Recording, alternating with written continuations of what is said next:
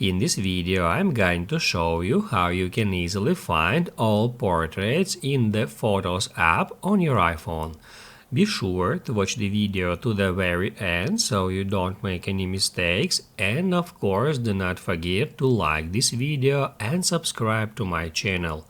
Thanks guys. So let's get started, and first off, open up Photos app and then tap right here to head over to Albums. After that, scroll all the way down until you find Portrait.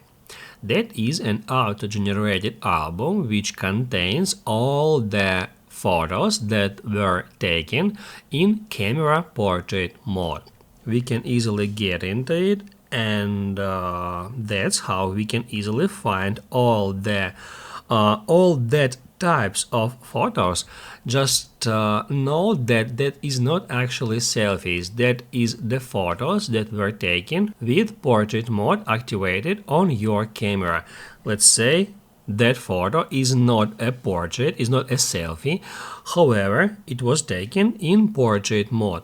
Portrait mode we can easily activate on our camera by tapping right here, and while that mode is active, it allows us to highlight the main object and to blur the background.